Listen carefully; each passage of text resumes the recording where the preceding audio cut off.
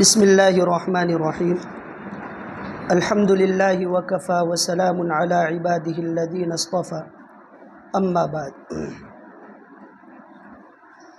پچھلی مجلس کے اندر آپ حضرات کے سامنے آپ علیہ السلام کی ولادت با سعادت کے متعلق کچھ باتیں بیان کی گئی تھی کہ آپ علیہ السلام ابھی ماں کی پیٹ میں تھے، اور حضرت آمینہ فرماتی ہے کہ آپ علیہ السلام میرے پیٹ میں تھے، لیکن دوسرے عورتوں کی طرح میں نے اپنے پیٹ کے اندر بوجھ محسوس نہیں کیا، بلکہ جس طرح دوسری عورتیں جو پیٹ سے نہیں ہوتی، امید سے نہیں ہوتی ہیں، وہ عام اور نارمل دن گزارتی ہیں، ایسے ہی میں حاملہ ہونے کی حالت میں آپ علیہ السلام کے پیٹ میں ہونے کے باوجود ایک نارمل زندگی گزارتی تھی۔ اور پھر اسی حالت کے اندر حضرت آمینہ نے خواب دیکھا تھا کہ ان کے پیٹ سے ایک نور نکلا جس سے پوری دنیا روشن ہو گئی، اور پوری دنیا روشن ہونے کے نتیجے میں ساری دنیا حضرت آمینہ کے سامنے کھل گئی۔ فرماتی ہے کہ آپ علیہ السلام کے ولادت کے صدقے میں جو رومن امپائر اور پرشین امپائر تھے، جو دنیا کی سپر طاقتیں مانی جاتی تھی، باطل طاقتیں تھیں، ان کے ایوانوں کے اندر زلزلہ برپا ہو گیا۔ گویا کہ ایک حق کا کرشمہ نمودار ہوا ہے جس نے پیدا ہوتے ہی باطل پہ اپنا پیر رکھ دیا ہے۔ یہ آپ کا معجزہ اور کرشمہ تھا آپ علیہ السلام کی پیدائش پر۔ پھر اس طرح کے 2-3 واقعات پیش آئے تھے جو میں نے آپ حضرات کے سامنے پچھلی مجلس میں بیان کیے تھے۔ اب پیدا ہونے کے بعد آپ علیہ السلام 3-4 روز اپنی ماں کے پاس رہے، اور سب سے پہلے آپ نے اپنی ماں حضرت آمینہ کا دودھ پیا۔ اس کے بعد آپ نے دوسرا جو دودھ پیا ہے ابو لہب کی لونڈی سویبہ کا دودھ پیا ہے، اور اسی سویبہ نے اس سے پہلے حضرت حمزہ کو دودھ پلایا تھا جو آپ علیہ السلام کے چچا ہے۔ تو اس اعتبار سے حضرت حمزہ اور آپ علیہ السلام دودھ شریک رضاعی بھائی بنے۔ پھر وہاں عرب کے دستور کے مطابق گاؤں کی دیہات کی عورتیں آتی تھی شہروں کے اندر، اور شہروں کے بچوں کو اپنی دیہاتوں میں لے جاتی تھی اور اپنا دودھ پلاتی تھی، اور اپنے دیہاتوں کے اندر وہ بچوں کی پرورش کرتی تھی۔ اس کے اندر مقصود یہ ہوتا تھا کہ چونکہ شہر کے اندر دوسرے اور اطراف سے لوگ آ جاتے ہیں کاروبار وغیرہ کے مقصد سے، تو اس کی وجہ سے شہر کی جو زبان ہوتی ہے وہ نیچرل نہیں رہتی، اور آپ علیہ السلام تو چونکہ آگے جا کر ایک نبی بننے والے تھے، رحمت للعالمین بنانا مقصود تھا، اور اللہ تعالیٰ کا یہ قانون ہے کہ جس قوم میں نبی کو بھیجتے ہیں اسی قوم کی زبان کے ساتھ بھیجتے ہیں۔ وما ارسلنا من رسول الا بلسان قومی، کہ ہم نے کسی بھی قوم میں اس کا رسول نہیں بھیجا مگر ان کی زبان کے ساتھ۔ تو چونکہ نبوت ہونے کے ناطے آپ علیہ السلام کی زبان کو ایک فطری اور نیچرل عربی زبان باقی رکھنا مقصود تھا، اس لیے آپ علیہ السلام کو زبان کی حفاظت کے خاطر دایا حلیمہ کے ساتھ روانہ کیا گیا۔ اسی طرح شہر کی جو ہوا ہوتی ہے وہ نیچرل اور فطری نہیں رہتی، اس کے مقابلے میں دیہاتوں اور گاؤں کی ہوائیں یہ نیچرل اور فطری رہتی ہے، جس کی وجہ سے انسان کی صحت اور انسان کی جسم پر اس کا بڑا اثر پڑتا ہے۔ تو آپ علیہ السلام کی صحت کی حفاظت کے لیے اور آپ کی زبان کی حفاظت کے لیے آپ کو دایا حلیمہ کے ساتھ بنو سعد جو قبیلہ تھا مکہ کے کچھ فاصلے پر، وہاں دایا حلیمہ کے ساتھ بھیجا گیا۔ اور دایا حلیمہ کیسے آئی تھی، کس حالات کے اندر وہ مکہ کا اس نے رخ کیا تھا، اور کس طرح پرسکون حالات کے اندر وہ اپنے قبیلے میں گئی ہے، وہ تفصیل کے ساتھ آپ کے سامنے بیان کر دیا گیا تھا۔ اب 2 سال تک آپ علیہ السلام حضرت حلیمہ رضی اللہ تعالی عنہ کے پاس رہے، اس کا دودھ پیا۔ پھر جب مدت رضاعت 2 سال ختم ہو گئی تو حضرت حلیمہ آپ علیہ السلام کو لے کر مکہ مکرمہ واپس آئی آپ کی والدہ حضرت آمینہ کے حوالے کرنے کے لیے۔ لیکن اس زمانے کے اندر مکہ میں طاعون اور وبا پھیلی ہوئی تھی، تو حضرت حلیمہ کو گویا کہ بہانہ مل گیا دوبارہ آپ علیہ السلام کو اپنے پاس رکھنے کا۔ اس نے حضرت آمینہ سے کہا کہ مکہ مکرمہ میں ابھی وبا اور طاعون پھیلا ہوا ہے، تو اس حالت میں اگر یہ بچہ آپ کے پاس رہے گا تو یہ بیماری میں ملوث ہو جائے گا اور اس کی صحت متاثر ہوگی، اس لیے میں دوبارہ اپنے پاس لے جاتی ہوں۔ چنانچہ حضرت عبد المطلب جو آپ کے دادا تھے اور حضرت آمینہ دونوں نے اجازت دے دی، اور حضرت حلیمہ آپ علیہ السلام کو خوشی خوشی دوبارہ اپنے پاس لے گئی۔ اب آپ علیہ السلام دوبارہ حضرت حلیمہ کے گھر قبیلہ بنو سعد کے اندر پہنچ گئے، وہاں رہنے لگے، اور آپ کو کچھ سوجھ بوجھ آنے لگی۔ تو آپ نے دیکھا کہ حضرت حلیمہ کے جو دوسرے بچے ہیں وہ دوسرے بچے دن بھر یہاں گھر میں نہیں رہتے ہیں۔ تو اس معصوم بچے نے آپ علیہ السلام نے سوال کیا حضرت حلیمہ سے کہ میرے دوسرے بھائی اور دوسری بہنیں جو آپ کی حقیقی آپ کے بچے ہیں وہ دن بھر کہاں رہتے ہیں؟ تو حضرت حلیمہ نے کہا کہ بیٹا ہم لوگ غریب ہیں، ہمارے پاس کچھ بکریاں اور کچھ جانور ہیں جن کو چرانے کی ضرورت پڑتی ہے، تو دن میں میرے شوہر اور میرے بچے ان بکریوں کو اور جانوروں کو جنگل میں لے جاتے ہیں اور وہاں پر دن بھر چراتے ہیں، اور یہ بکریاں اور جانور شکم سیر ہوتے ہیں اور پھر رات میں واپس آتے ہیں۔ تو آپ علیہ السلام نے فرمایا کہ مجھے اچھا نہیں لگتا کہ میرے گھر کے جانور آپ کے بچے چرائے اور میں یہاں آرام سے رہوں، میں بھی آپ کے بچوں کے ساتھ اور میرے بھائی بہنوں کے ساتھ بکریاں چرانے کے لیے جاؤں گا۔ حضرت حلیمہ نے آپ کو منع کیا کہ آپ تو ہمارے مہمان ہیں اور میں آپ کو اپنے گھر سے اور اپنے سینے سے بالکل جدا کرنا پسند نہیں کرتی ہوں، اس لیے آپ نہ جائیے، ہمارا کام اپنے بچوں سے ہو رہا ہے، اس کو ہونے دیجیے۔ لیکن آپ علیہ السلام نے اصرار کیا، اور آپ شروع ہی سے، ابھی تو آپ کو سوجھ بوجھ گویا کہ آئی ہی تھی، 3-4 سال کی آپ کی عمر تھی، اور آپ کا یہ خدمت کا جذبہ تھا، آپ کے اندر یہ خودداری تھی کہ میں خود محنت کروں۔ یہ ہے آپ علیہ السلام کا اصل وصف۔ آپ کے بچپنے کے اندر اللہ پاک نے گویا کہ آپ کو یہ صفات دیے تھے کہ آپ ہمیشہ خودداری کو پسند کرتے تھے، اپنا بوجھ بچپن سے کسی کے ذمے ڈالنا پسند نہیں کرتے تھے۔ اسی لیے آپ علیہ السلام کی مجلس میں ایک غریب صحابی آئے اور وہ کچھ مانگنے لگے، تو آپ علیہ السلام نے ان کو دیا یا نہیں دیا، لیکن آپ نے ان کو یہ کہا کہ کچھ کاروبار کرو، اور آپ نے ان کے پاس جو کچھ دنانیر یا دراہیم یا جو کچھ تھا اس کو بکوا کر کلہاڑا دیا، اور اس کلہاڑے سے وہ پھر جنگل میں جا کے لکڑیاں چنتے تھے اور لکڑیاں بیچ کر اپنا گزارا پورا کرتے تھے۔ آپ علیہ السلام نے ان کو دعائیں دی۔ انسان کا بچپن سے یہ مزاج ہونا چاہیے، حد درجہ محنت کش ہونا چاہیے۔ اور آپ یہ بات دھیان میں رکھیں، چاہے دنیا کی مشغولی ہو یا دین کی مشغولی ہو، دونوں طرح کی مشغولیاں انسان کے لیے نعمت ہے، اس کو نعمت سمجھنا چاہیے۔ ورنہ آج کے ماحول کے اندر آپ غور کیجئے کہ آج کا جس قدر پرفتن اور گناہوں کا گھناؤنا ماحول ہے، اگر انسان پر کوئی ذمہ داری نہ ہو اور کوئی مشغولی نہ ہو، نہ دنیا کی یا نہ دین کی، تو فوراً گناہوں کے اڈے اس کی دعوت کو پکار رہے ہیں اور اس کو بلانے کے لیے تیار ہیں۔ انسان حد درجہ مجرم بنتا جاتا ہے مشغولی نہ ہونے کی وجہ سے، اس لیے اپنے آپ کو ہمیشہ مشغول رکھنا چاہیے۔ اور آپ علیہ السلام نے صحابہ رضی اللہ عنہم اجمعین کی جو تربیت کی ہے،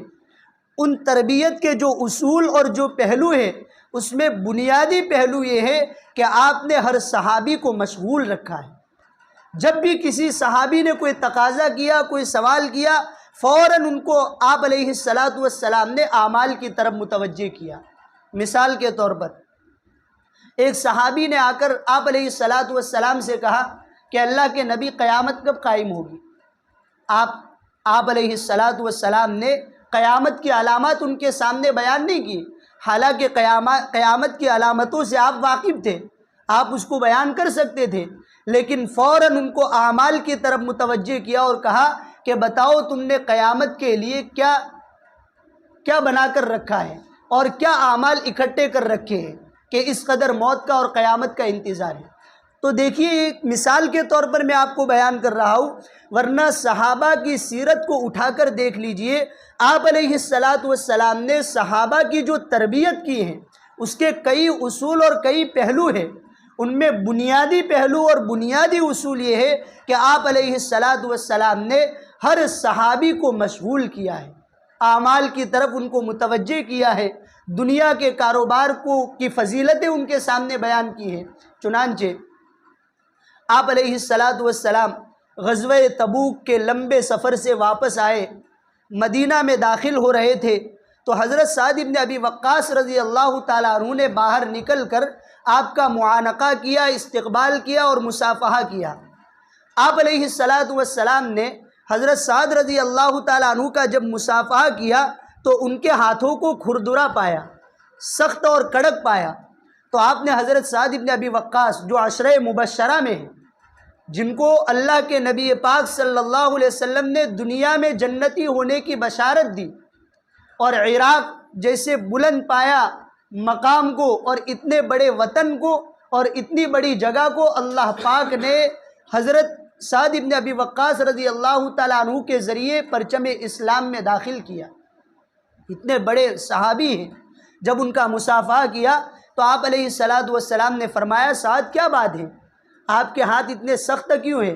تو حضرت سعد رضی اللہ تعالیٰ عنہ نے فرمایا اللہ کے نبی کیا کروں، میرا کام یہ ہے کہ صبح میں ہی فاوڑا اور کدال لے کے چلا جاتا ہوں، پہاڑوں کو اپنے کدال اور فاوڑے سے کھودتا ہوں اور پھر جو پہاڑوں سے پتھر نکلتے ہیں ان کو بیچتا ہوں اور اسی سے میری روزی روٹی کا انتظام ہے۔ آپ علیہ السلام نے حضرت سعد رضی اللہ تعالیٰ عنہ کے دونوں ہاتھوں کو پکڑا، بوسہ دیا اور پھر ان دونوں ہاتھوں کو بلند کر کے پورے مجمع کے سامنے فرمایا یہ وہ ہاتھ ہے جس پر جہنم کی آگ حرام ہے۔ یہ ہے آپ علیہ السلام نے ان کو وہ جو کاروبار کر رہے تھے اس کی ہمت افزائی کی، حوصلہ افزائی کی۔ یہ گویا کہ صحابہ کی تربیت تھی، صحابہ کے واسطے سے پوری امت کی تربیت کرنا مقصود تھا کہ حلال روزی کی مشغولی ہو، دنیا کی مشغولی ہو، دین کی اور اعمال کی مشغولی ہو، دنیا کے اندر رہتے ہوئے انسان لا یعنی کاموں میں نہ ہو، یعنی جس کے اندر نہ دنیا کا فائدہ ہو نہ دین کا فائدہ ہو، ایسے لا یعنی کاموں میں نہ ہو، تو اس کے علاوہ ہر طرح کی مشغولی اللہ تعالیٰ کی طرف سے ایک نعمت ہے، اور وہ نعمت اس اعتبار سے ہے کہ اس کی وجہ سے کئی گناہوں سے انسان بچ جاتا ہے۔ تو خیر بات یہاں سے نکلی تھی کہ آپ علیہ السلام کو بچپن سے اللہ پاک نے محنت کش بنایا تھا، جفا کش بنایا تھا، آپ اپنا بوجھ کسی کے ذمے ڈالنا پسند نہیں کرتے تھے۔ چنانچہ آپ نے حضرت حلیمہ سے یہی کہا کہ مجھے اچھا نہیں لگتا کہ میرے بھائی بہن بکریاں چرانے کے لیے دن بھر جنگل میں جائے، آپ سے اور ماں سے باپ سے دور رہے اور میں گھر میں پرسکون رہوں۔ چنانچہ آپ نے بھی باصرار اپنے بھائیوں کے ساتھ بکریاں اور جانور چرانا شروع کر دیا۔ پھر حضرت حلیمہ کے گھر پر رہتے ہوئے آپ کی یہ مشغولیاں تھی۔ 4 سال کی عمر کو آپ پہنچے تھے، آپ کی زندگی کا یہ چوتھا سال تھا کہ بکریاں چرا رہے تھے جنگل کے اندر، بھائی بہن سائیڈ میں بیٹھے ہوئے تھے، سب کھیل رہے تھے۔ مسلم شریف کی روایت ہے، حضرت انس رضی اللہ تعالیٰ عنہ اس کے راوی ہیں، آپ علیہ السلام نے خود اس واقعے کو نقل کیا ہے کہ اس طرح جنگل میں میں بیٹھا ہوا تھا، بکریاں چر رہی تھی، میرے بھائی بہن کھیل رہے تھے، رضائی دودھ شریک بھائی بہن، اتنے میں 2 سفید آدمی میرے پاس آئے اور ان کے ہاتھ میں ایک تشت تھا، گویا کہ برتن تھا جس کے اندر برف کے ٹکڑے تھے اور کچھ اور دوسرے اوزار تھے۔ وہ آئے، انہوں نے مجھے پکڑا اور مجھے لٹایا اور فوراً میرا سینہ چاک کیا اور میرے سینے میں سے دل نکالا، دل نکال کر اس کو برف سے دھویا اور دھونے کے بعد پھر میرا دل اندر رکھ دیا، اس کے بعد اس پر ٹانکے لگا دیے۔ یہ آپ علیہ السلام کا پہلا شق الصدر ہے۔ آپ علیہ الصلاۃ والسلام کی زندگی میں 4 مرتبہ شق الصدر ہوا ہے۔ شق کے معنی ہے چیرنا اور صدر کے معنی ہے سینہ، سینے کو چاک کرنا، سینے کو چیرنا۔ آج کی زبان میں یہ کہہ لیجئے کہ آپ علیہ الصلاۃ والسلام کا زندگی میں 4 مرتبہ ہارٹ کا آپریشن ہوا ہے۔ آج جو سائنسی اور طبی ترقیات اپنے نالج پہ جو ناز کر رہی ہے، ان کو جو آپریشن کے، اب ظاہر ہے کہ انسان کی باڈی میں سب سے نازک عضو دل ہے، دل دماغ یہ انتہائی نازک اعضاء ہے۔ اب سائنسی ترقیات کو، طبی ترقیات کو، آپریشن کے لائن سے جتنا بھی علم ملا ہے، آپ علیہ الصلاۃ والسلام کا شق الصدر اس کا اصول بنتا ہے۔ یہ گویا کہ آپ علیہ الصلاۃ والسلام کا امت پر احسان تھا۔ چنانچہ آپ علیہ الصلاۃ والسلام کا جب سینہ چاک کیا گیا، آپ کو لٹایا گیا، اس وقت بھائی لوگ دیکھ رہے تھے، وہ بھی چھوٹے چھوٹے بچے تھے، تو دوڑ کے گئے اپنی اماں کے پاس روتے ہوئے، اور حضرت حلیمہ سے کہا کہ اماں جان، اپنا جو دودھ شریک بھائی ہے، 2 آدمی آئے ہیں، اس کو لٹایا اور اس کو قتل کر دیا، ہم نے اپنی آنکھوں سے دیکھا۔ حضرت حلیمہ رضی اللہ تعالیٰ عنہ پر کپ کپی طاری ہو گئی۔ ان کے شوہر حضرت حارث ابن عبد العزیٰ اور یہ دونوں میاں بیوی دوڑتے ہوئے جنگل میں آئے تو کیا دیکھتے ہیں، آپ علیہ الصلاۃ والسلام ایک درخت کے نیچے صحیح سالم کھڑے ہیں، لیکن آپ کا رنگ فق ہے، آپ کا رنگ اور چہرہ اترا ہوا ہے۔ آپ کے چہرے کو دیکھ کر حضرت حلیمہ رضی اللہ تعالیٰ عنہا نے آپ کو سینے سے لگا لیا، آپ کو تسلی دی۔ حضرت حارث ابن عبد العزیٰ نے بھی سینے سے لگا لیا، اور پھر آپ علیہ الصلاۃ والسلام کو لے کر واپس گئے۔ اب حضرت حلیمہ پریشان ہو گئی، ظاہر ہے کہ اپنا ذاتی بچہ تو تھا نہیں، یہ تو بچہ امانت تھا، اور امانت تو واپس کرنی تھی۔ اب حضرت حلیمہ بے چین ہو گئی، پریشان ہو گئی، اور اس نے آپ علیہ الصلاۃ والسلام کے معجزے دیکھ لیے تھے، اور اس کو معلوم تھا حضرت حلیمہ کو کہ بچہ آئندہ جا کے اس کی بڑی شان ہونے والی ہے، اس لیے جب اس طرح کے بچے کے معجزات کا میرے علاقے میں لوگوں کو پتہ چل جائے گا تو اس کے دشمن اور بڑھ جائیں گے۔ اب حلیمہ کو کیا معلوم کہ یہ شق الصدر ہے اور یہ آپ کا معجزہ ہے، اور یہ 2 سفید پوش آنے والے جو انسان تھے وہ حضرت جبرائیل اور حضرت میکائیل تھے، یہ حضرت حلیمہ کو کیا معلوم، پریشان ہو گئی۔ اب اس نے سوچا کہ مجھے صحیح سالم یہ بچہ اس کی ماں کے حوالے کر دینا چاہیے۔ اب آپ علیہ الصلاۃ والسلام کو جب ان فرشتوں نے لٹایا اور آپ کا سینہ چاک کیا، آپ کا دل مبارک نکالا، اس کے اندر سے حدیث کے الفاظ ہے کہ ایک نطفہ یا 2 خون کے قطرے نکال کر باہر پھینک دیا، اور اس وقت فرشتوں نے کہا ھذا حظ الشیطان، یہ شیطان کا حصہ ہے۔ اس کی تائید دوسری روایت سے ہوتی ہے۔ آپ علیہ الصلاۃ والسلام، صحاح 6 کی روایت ہے، آپ علیہ الصلاۃ والسلام کا ارشاد مبارک ہے کہ ہر انسان کے ساتھ ایک فرشتہ اور ایک شیطان لگا ہوا ہے۔ فرشتہ ہمیشہ اس کو نیکیوں کی طرف کھینچتا ہے، اور اس کے مقابلے میں شیطان ہمیشہ اس کو برے اعمال کی طرف کھینچتا ہے۔ تو اس وقت کسی صحابی نے سوال کیا کہ اللہ کے نبی، کیا آپ کے ساتھ بھی، آپ بھی انسان ہیں، تو کیا آپ کے ساتھ بھی شیطان لگا ہوا ہے؟ آپ نے فرمایا ہاں، لیکن وہ مسلمان ہو چکا ہے، وہ کبھی بھی مجھے برے اعمال کی دعوت نہیں دیتا اور مجھے برے اعمال کی طرف نہیں کھینچتا ہے۔ یہی شق الصدر تھا۔ آپ علیہ الصلاۃ والسلام کے دل مبارک کے اندر جو شیطان کے وسوسے ڈالنے کا جو حصہ تھا، یہ پہلے شق الصدر کے ذریعے اور پہلے ہارٹ آپریشن کے ذریعے آپ علیہ الصلاۃ والسلام کا وہ نکال کر باہر پھینک دیا، اور فرشتوں نے کہا ھذا حظ الشیطان، یہ شیطان کا حصہ تھا۔ پھر آپ کے سینے مبارک پر ٹانکے لیے گئے۔ اس کے بعد فرشتوں نے آپ علیہ الصلاۃ والسلام کے دونوں شانوں کے بیچ میں، بالکل دل کے سیدھ میں پچھلے حصے میں، دونوں مونڈوں اور دونوں شانوں کے بیچ میں مہر نبوت لگائی۔ مہر نبوت یہ سیب کی طرح ابھرا ہوا حصہ تھا جس پر محمد الرسول اللہ لکھا ہوا تھا۔ یہ آپ علیہ الصلاۃ والسلام کی نبوت کی علامت تھی، اور یہ پچھلی کتابوں کے اندر جو علامات بیان کی گئی تھی اس میں سے ایک علامت یہ بھی تھی، اور یہی وہ علامت تھی کہ جس کو دیکھ کر حضرت سلمان فارسی رضی اللہ تعالیٰ عنہ ایمان لائے تھے۔ جن کا تفصیلی واقعہ میں پچھلی مجلس میں بیان کر چکا ہوں۔ اب سوال یہ ہوتا ہے کہ آپ علیہ السلام کا زندگی میں 4 مرتبہ شق الصدر کیوں ہوا؟ حالانکہ ایک مرتبہ جو آپ کا ہارٹ کا آپریشن ہوا تو اس میں شیطان کے وسوسے کا حصہ نکال دیا گیا۔ اب آئندہ 3 مرتبہ شق الصدر کی ضرورت نہیں تھی، تو 4 مرتبہ زندگی میں شق الصدر کیوں کیا گیا؟ پہلی مرتبہ 4 سال کی عمر میں حضرت حلیمہ کے گھر پہ جنگل میں، دوسرا آپ کا ہارٹ کا آپریشن ہوا 10 سال کی عمر میں، تیسرا آپ کا ہوا معراج میں جاتے ہوئے، اور چوتھا آپ علیہ السلام کا ہوا، بلکہ تیسرا آپ علیہ السلام کا ہوا نبوت ملتے وقت، اور چوتھا ہوا معراج کے وقت۔ تو ان تمام کی حکمتیں الگ الگ ہیں۔ حضرت حافظ ابن حجر رحمۃ اللہ علیہ نے فتح الباری کے اندر، جو بخاری کی شرح ہے، باب المعراج کے اندر اس کو تفصیل کے ساتھ لکھا ہے، اس کی حکمتیں بیان کی ہیں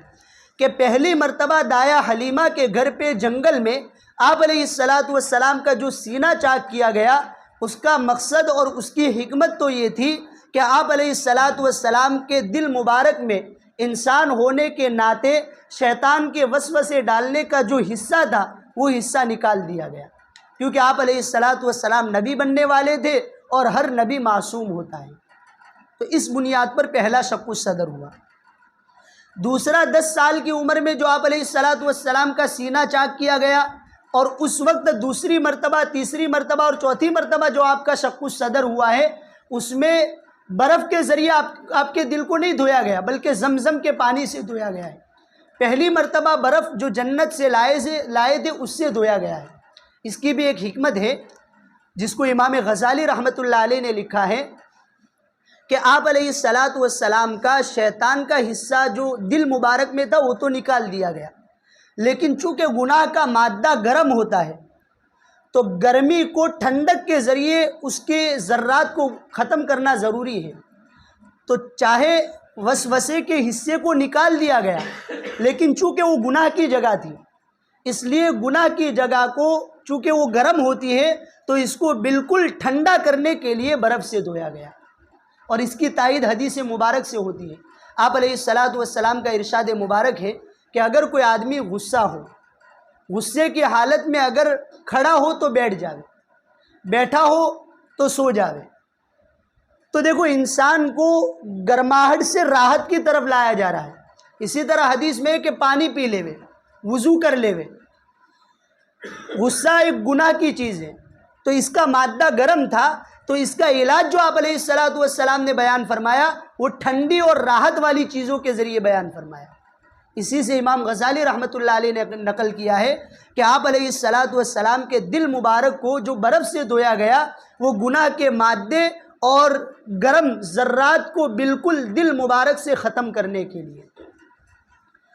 اور دوسری مرتبہ آپ علیہ السلام کا 10 سال کی عمر میں جو سینہ چاک کیا گیا، اس کی حکمت حافظ ابن حجر رحمۃ اللہ علیہ نے یہ لکھی ہے کہ 10 سال کی عمر بچے کی کھیل کود کی ہوتی ہے۔ 10 سال میں بچہ اپنے دماغ سے، اپنے جسم سے کھیلنے کے قابل ہو جاتا ہے۔ بالکل نادان بچوں کی طرح وہ نہیں کھیلتا، سوجھ بوجھ کے ساتھ کھیلتا ہے، اور اس کو یہ احساس بھی ہوتا ہے کہ میں کھیلتا ہوں، نماز کا وقت ہو گیا ہے، میں یہ کھیل رہا ہوں، اس عمل کا وقت ہو چکا ہے، اس کے باوجود وہ کھیلتا رہتا ہے۔ تو 10 سال کی عمر عین کھیل کود کا زمانہ ہے، اور لہو و لعب اور کھیل کود انسان کو اللہ کے ذکر سے اور اللہ کی یاد سے غافل کر دیتا ہے۔ تو اگر آپ علیہ السلام کھیل کود میں اور لہو و لعب میں مشغول ہو جاتے تو اللہ کی یاد سے غافل ہو جاتے، تو اللہ کی یاد باقی رہے اور غفلت کا مادہ آپ کے دل مبارک میں باقی نہ رہے، اس لیے دوسری مرتبہ سینہ چاک کر کے لہو و لعب کے مادے کو نکال کر پھینک دیا۔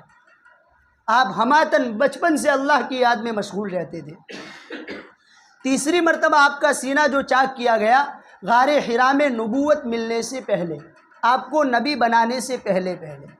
چونکہ اس سے پہلے 40 سال تک آپ علیہ السلام جو مکہ مکرمہ میں زندگی گزار رہے تھے وہ ایک انسان ہونے کی حیثیت سے زندگی گزار رہے تھے۔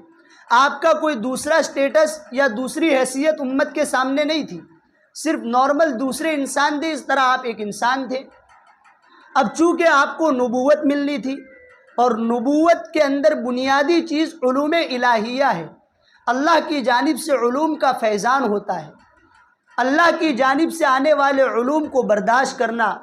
اس کو امت کی طرف نقل کرنا، اس کے لیے قابل برداشت دل ہونا چاہیے، جو دل اس کا تحمل کر سکے۔ تو آپ کے دل کو ان علوم الہیہ کے تحمل کر سکے، اس کو برداشت کر سکے، اس کے قابل بنانے کے لیے پھر سے آپ علیہ السلام کا موقع پر تیسری مرتبہ سینہ چاک کر کے زمزم کے مبارک پانی سے آپ کے سینے کو، آپ کے دل کو دھویا گیا، اور آپ کے دل کو علوم الہیہ کے فیضان کے لیے تیار کر دیا گیا۔ چوتھی مرتبہ آپ کا جو شق الصدر ہوا ہے وہ معراج کے وقت ہوا ہے، چونکہ اب آپ علیہ السلام دنیا سے اٹھ کر آسمان کی سیر کرنے والے تھے، عالم ملکوت میں جانے والے تھے، عالم ملکوت کے اندر آپ کو جنت دکھائی جانے والی تھی، جہنم کا آپ نظارہ کرنے والے تھے، اپنے باری تعالیٰ اللہ تبارک و تعالیٰ سے مناجات کرنے والے تھے۔ تو ظاہر ہے کہ انسان کی دنیا کا جو جسم ہوتا ہے اور دنیا کا جو دل ہوتا ہے، اس دل کو لے کر عالم ملکوت کے نظاروں کو کیسے برداشت کر پائے گا؟ اس لیے عالم ملکوت کے نظاروں کے لیے اور عالم ملکوت میں ہونے والے واقعات کے تحمل کے قابل بنانے کے لیے آپ علیہ السلام کے سینہ مبارک کو چوتھی مرتبہ معراج کے وقت چاک کیا گیا۔ یہ حکمتیں ہیں جس کو باب المعراج کے اندر فتح الباری میں حافظ ابن حجر رحمۃ اللہ علیہ نے تفصیل کے ساتھ بیان کیا ہے۔ تو خیر پہلی مرتبہ جو آپ علیہ السلام کا سینہ چاک کیا گیا، جس کو شق الصدر کہتے ہیں، اور یہ آپ کا معجزہ ہے۔ یہاں پہ رک کے آپ ایک اور بات ذہن میں رکھیے کہ بہت سارے لوگوں نے، خاص کر کے جو لوگ اپنی عقل کو معیار بناتے ہیں، حالانکہ ہمارے نزدیک علم کے 3 اسباب ہیں۔ ایک انسان کے ظاہری اعضاء، زبان ہو گئی، ہاتھ سے چھونا ہو گیا، آنکھ سے دیکھنا ہو گیا، کان سے سننا ہو گیا، زبان سے چکھنا ہو گیا، ناک سے سونگھنا ہو گیا، یہ ظاہری اعضاء ہیں۔ جہاں پر ظاہری اعضاء ختم ہو جاتے ہیں وہاں عقل کا کام شروع ہوتا ہے، اور جہاں سے عقل کا کام ختم ہوتا ہے وہاں سے وحی اور اللہ کے علم کا کام شروع ہوتا ہے، وحی کا کام شروع ہوتا ہے۔ تو ہمارے نزدیک گویا کہ علم کا بالترتیب 3 اسباب ہیں۔ سب سے پہلے انسان کے ظاہری اعضاء، دوسرے نمبر پر عقل، اور تیسرے نمبر پر وحی۔ اب ظاہر ہے کہ دنیا کے اندر دنیاوی مادی اسباب سے متاثر ہونے والا بہت بڑا ایسا طبقہ ہے،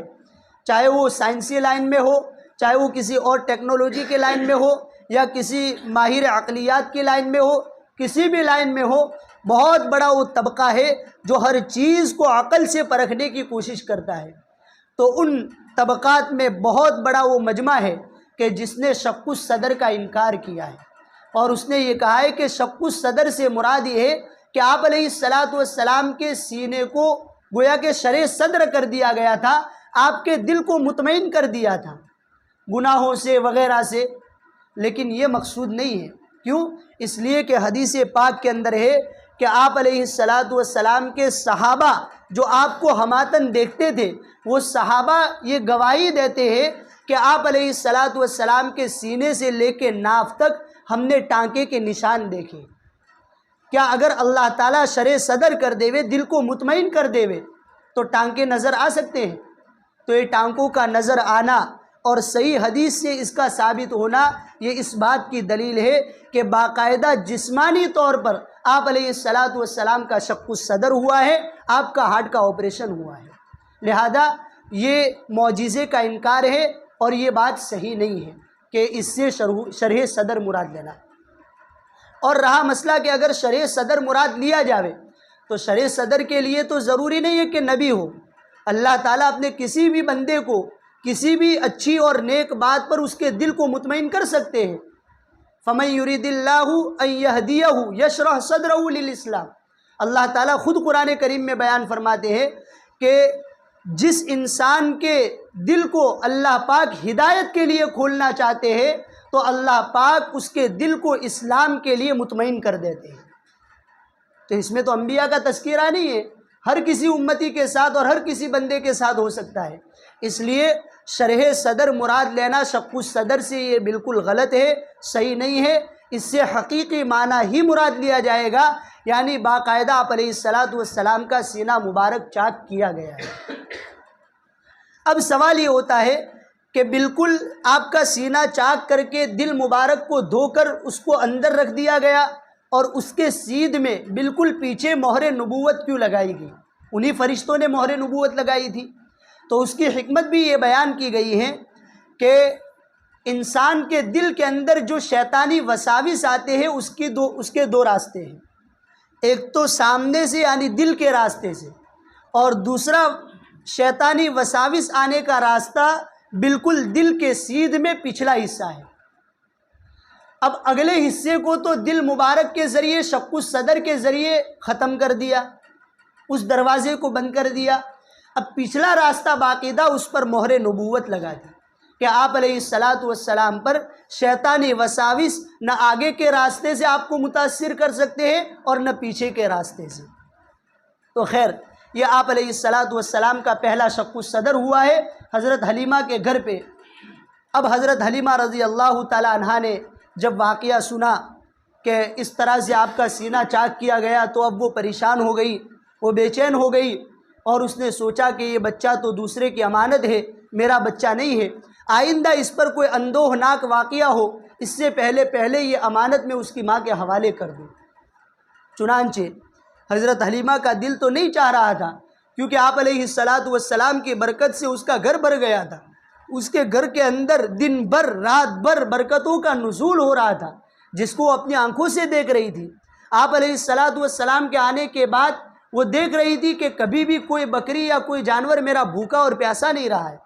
میرے قبیلے کے لوگ بکریاں چرانے کے لیے جاتے ہیں، رات میں جب واپس آتے ہیں تو ان کی بکریاں اچھی خاصی بھوکی رہتی ہیں، اور میری بکریاں ماشاءاللہ شکم سیر ہو کے آتی ہے اور دودھ بھی دیتی ہے، جس سے ہمارا پورا گھر گزران چل رہا ہے۔ یہ ساری برکتیں وہ دیکھ چکی تھی، نہیں چاہ رہی تھی، لیکن چونکہ دوسرے کی امانت تھی اس لیے اب اس کو نہ چاہتے ہوئے دینے کا ارادہ کیا، اور وہ آپ علیہ السلام کو جب 4 سال مکمل ہو گئے حضرت حلیمہ کے گھر پہ رہتے ہوئے، تو وہ آپ علیہ السلام کو لے کر حضرت آمینہ کے پاس آئی اور صحیح سالم حضرت آمینہ کے حوالے کر دیا۔ اب اس وقت جب حضرت آمینہ کے پاس حضرت حلیمہ آئی تو اس نے وہ شق الصدر والا واقعہ حضرت آمینہ کے سامنے بیان کیا اور کہا کہ مجھے خطرہ ہے، آپ اس بچے کی حفاظت کرنا، مکہ میں ادھر ادھر اس کو کھیلنے مت دینا، ورنہ اس کے حاسدین اور دشمنان بہت ہیں، وہ اس کو قتل کر دیں گے۔ تو حضرت آمینہ نے آپ علیہ السلام جب پیٹ میں تھے اور جب آپ کی ولادت ہوئی اس وقت جو معجزے اور کرشمے ظاہر ہوئے تھے وہ سارے واقعات اور سارے کرشمے حضرت حلیمہ کو سنائے اور کہا کہ میرے بچے کو کوئی قتل نہیں کر سکتا۔ اطمینان قلب کے ساتھ حضرت آمینہ نے حضرت حلیمہ سے کہا کہ میرے بچے کی بڑی شان ہونے والی ہے، اس لیے میرے بچے پر کسی بھی حاسد کا حسد اور کسی بھی شریر کا شر نہیں چل سکتا ہے۔ چنانچہ آپ علیہ السلام 4 سال کے بعد صحیح سالم ماں کی گود میں آ گئے، حضرت آمینہ کی پرورش میں رہنے لگے۔ اب میں اس سے پہلے بتلا چکا ہوں کہ آپ علیہ السلام کے والد محترم حضرت عبداللہ کا انتقال شام سے واپس آتے ہوئے دار النابغہ جو مدینہ کے اندر ہے وہاں پر انتقال ہو گیا تھا، اور وہیں پر ان کو دفن کیا گیا تھا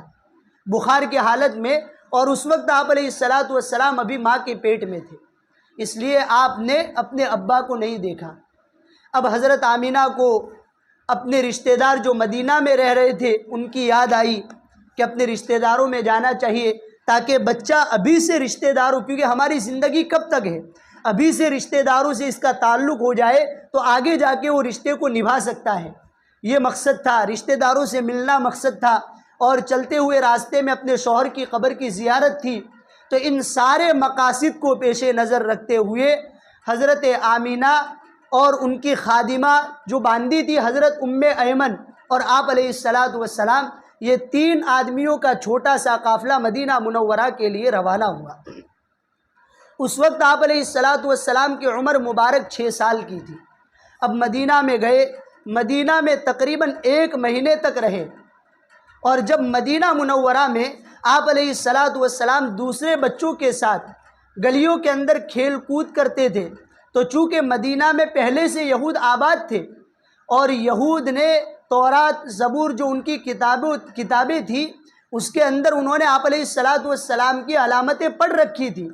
جب اس بچے کو دیکھتے تھے، اس کے اخلاق کو دیکھتے تھے، اس کے چہرے مہرے کو دیکھتے تھے، آپ علیہ الصلاۃ والسلام کے رہن سہن کو دیکھتے تھے، آپ کسی کو تکلیف نہیں پہنچاتے تھے، ہمیشہ آپ کا خدمت کا جذبہ رہتا تھا، آپ متواضع تھے، منکسر المزاج تھے، جھگڑے کی چیزوں سے پرہیز کرتے تھے۔ ان ساری علامتوں کو جب مدینہ کے یہود دیکھتے تھے تو آپس میں گفت و شنید کرنے لگے، آپس میں چوچرا کرنے لگے کہ یار ہم نے جو کتابوں میں علامت پڑھی ہے وہی اس بچے پہ فٹ آ رہی ہے۔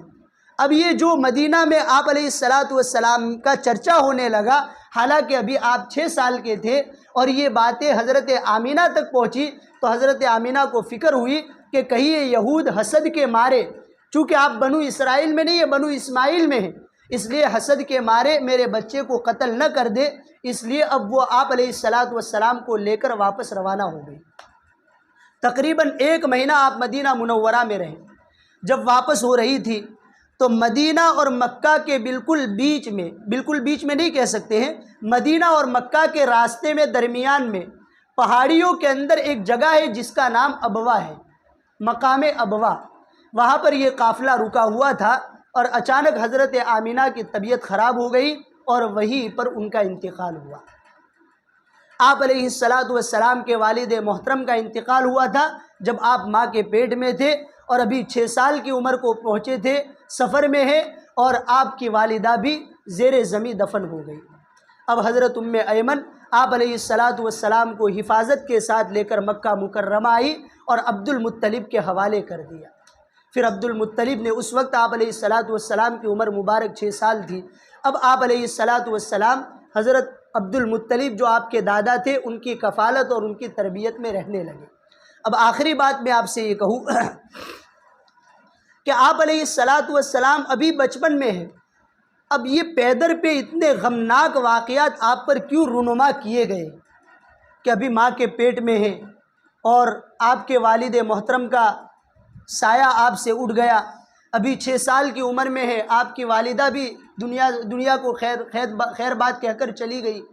اور ابھی آپ عبد المطلب کے کفالت میں جائیں گے، جس کو تفصیل کے ساتھ میں انشاءاللہ آئندہ بیان کروں گا۔ پھر 2 سال کے بعد ان کا بھی انتقال ہو جائے گا، اس کے بعد ابو طالب کی کفالت میں جائیں گے، تو اس کی حکمت آخر کیا ہے؟ اس کی حکمت یہ لکھی ہے علماء نے کہ چونکہ آپ علیہ الصلاۃ والسلام آئندہ جا کے نبی بننے والے تھے، اور نبی ہونے کے ناطے آپ جتنے بھی خیر کے کام دنیا میں کرتے اور آپ سے پوری دنیا میں جتنا بھی انقلاب برپا ہوتا تو کسی کو یہ کہنے کا موقع ملتا کہ اس کے پیچھے ان کے والد کی تربیت ہے، اس لیے یہ سارا صحرا ان کے والد کے سر جاتا ہے، یا ان کے چچا نے ان کی پوری کفالت کی ہے پوری زندگی، اس لیے یہ سارا میدان گویا کہ ان کے چچا نے جیتا ہے۔ انسان اور بچے کے پیچھے کسی نہ کسی تربیت کا ہاتھ رہتا ہے۔ اللہ تبارک و تعالیٰ نے یہ چاہا کہ میں اپنے آخر الزماں اور خاتم الانبیاء صلی اللہ علیہ وسلم کی تربیت خود کروں، تاکہ رہتی دنیا تک کسی کو آپ علیہ الصلاۃ والسلام کے انقلابات پر انگلی رکھ کر یہ کہنے کا موقع نہ ملے کہ یہ تو اس کے والد یا اس کے چچا یا اس کے امی کی تربیت کا نتیجہ تھا۔ اس لیے آپ علیہ الصلاۃ والسلام نے اس تعلق سے آپ کو پاک رکھنے کے لیے، آپ کی ذات کو صاف رکھنے کے لیے، آپ کی سیرت میں کسی کو بھی انگلی رکھنے کا موقع نہ ملے، اس لیے آپ علیہ الصلاۃ والسلام کی تربیت اللہ تبارک و تعالیٰ نے خود فرمائی۔ اسی لیے حدیث پاک کے اندر آپ علیہ الصلاۃ والسلام نے فرمایا، ادبنی ربی فاحسن تادیبی، میرے پروردگار نے میری تربیت کی ہے اور میری بہترین تربیت کی ہے۔ یہ ہے گویا کہ آپ علیہ الصلاۃ والسلام کو جو امی جو کہا گیا، امی کے معنی آپ علیہ الصلاۃ والسلام کی نسبت سے ان پڑھ نہیں ہوتا، ورنہ تو پوری دنیا میں دیکھ لیجئے حضرت آدم سے لے کے آخری امتی تک آپ سے بڑا عالم کون ہے؟ اللہ تعالیٰ کے بعد سب سے بڑے عالم ہی آپ ہیں، انا اعلمکم باللہ واتقاکم باللہ، آپ نے صحابہ کو مخاطب کر کے فرمایا کہ میں تم میں سب سے زیادہ اللہ کی معرفت سے واقف ہوں، اللہ کے علم کو میں جانتا ہوں، اللہ کی ذات کو جانتا ہوں، اور تم میں سب سے زیادہ میں اللہ سے ڈرنے والا ہوں۔ تو آپ تو سب سے بڑے عالم تھے، ان پڑھ تھوڑی تھے۔ امی ہونے کا مطلب ہی یہی تھا کہ دنیا کے اندر آپ کا کوئی معلم اور کوئی مربی اور کوئی استاذ نہیں تھا، آپ کا براہ راست استاذ اللہ تبارک و تعالیٰ ہے۔ اور جب اللہ تعالیٰ استاذ ہے اور شاگرد نبی پاک صلی اللہ علیہ وسلم ہے، تو پھر 23 سالہ قلیل عرصے کے اندر پوری دنیا دور جاہلیت سے، دور علم سے منور کیوں نہ ہوتی۔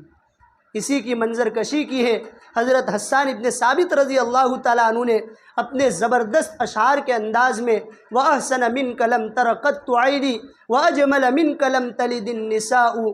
كَأَنَّكَ خُلِقْتَ مُبَرَّأً مِّنْ عَيْبِ كَأَنَّكَ خُلِقْتَ كَمَا تَشَاءُ، کہ آپ سے خوبصورت بچہ کسی بھی ماں نے پیدا نہیں کیا، آپ سے بہترین جسم والا اور بہترین اخلاق والا آج تک کسی ماں نے نہیں جنا۔ گویا کہ یوں محسوس ہوتا ہے کہ آپ علیہ السلام نے خود اللہ تعالیٰ سے کہا ہو کہ اللہ مجھے ایسا پیدا کیجئے، تو اللہ نے ایسا پیدا کیا۔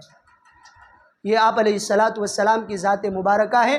خیر، 6 سال کی عمر میں آپ علیہ السلام کی والدہ محترمہ حضرت آمینہ کا انتقال ہو گیا۔ اس کے بعد آپ اپنے دادا حضرت عبد المطلب کی کفالت میں آ گئے۔ انشاءاللہ اس کو آئندہ مجلس میں بیان کیا جائے گا۔ وآخر دعوانا ان الحمد للہ رب العالمین۔ السلام علیکم ورحمۃ اللہ۔